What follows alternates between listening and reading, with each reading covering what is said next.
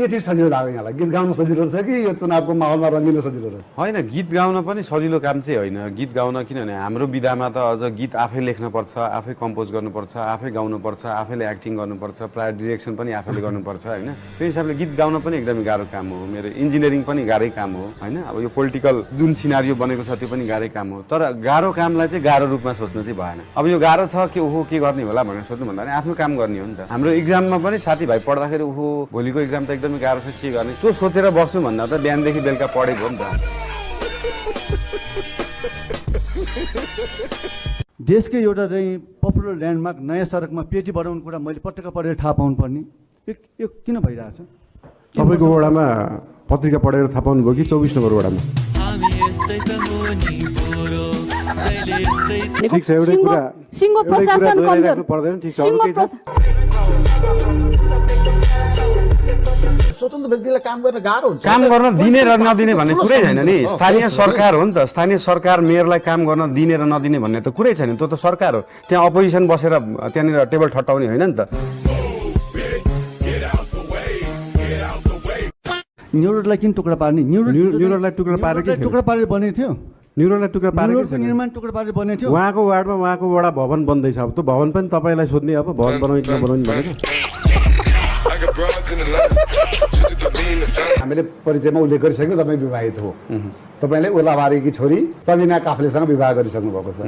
Love marriage arrange marriage हो। यो किन कुरा चाहिँ लुकाइएको हो कि तपाईँले भन्न नचाहेको? होइन, लुकाएको होइन, नसोधिएको चाहिँ हो। किनभने प्रायः चाहिँ अन्तर्वार्ताहरूमा मेरो विषयमा मात्रै कुरा गर्नुहुन्छ। सोद्धाखेरि जस्तै ऋषि धमलाजीले सोध्नु भएको थियो, कलकान्तिबाट पनि सोध्नु भएको थियो। सोधेको खण्डमा भन्ने हो, नसोधिकन सुरुमा एकछिन पर्खिनुहोस् है, मेरो बुढीको बारेमा चाहिँ कुरा गरौँ भनेर गर्ने कुरा पनि भएन होइन।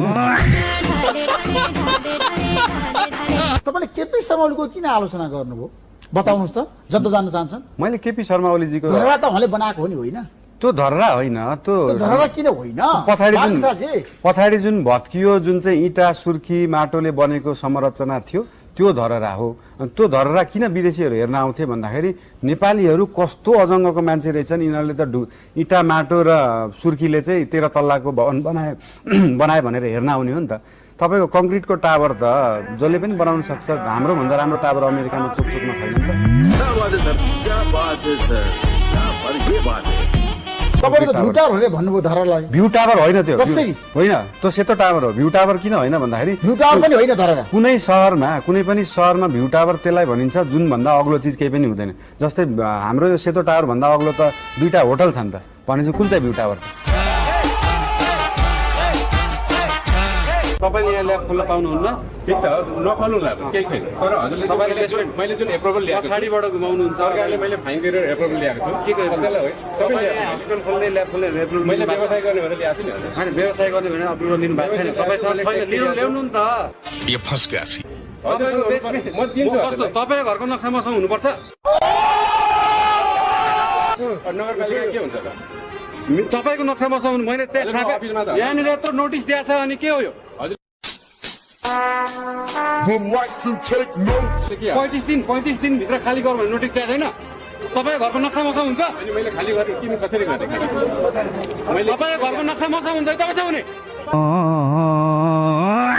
मेरो कि डन हो यार, मेरो कि डन हो यार। म्युजिक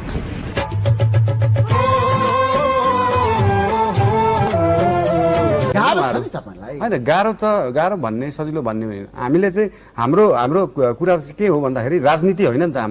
हाम्रो कुरा त विकाससँग जोडिएको छ नि त। मेयरको पोजिसनमा एकजना व्यक्ति गएर त्यसले राजनीति गर्ने होइन नि त। राजनीतिमा रुचि हुँदैन, ऊ राजनीति व्यक्ति होइन। राजनीतिमा रुचि हुनु त सबैको पर्यो, तपाईँको पनि पर्यो, मेरो पनि पर्यो। बच्चैदेखि हाम्रो स्कुलमा राजनीति सिकाउनु, कोही टाढा बस्न सक्दैन, कोही पनि टाढा बस्न सक्दैन। राजनीति बुझ्नु पर्छ, तर काम गर्ने बेलामा चाहिँ राजनीति गर्नु भएन।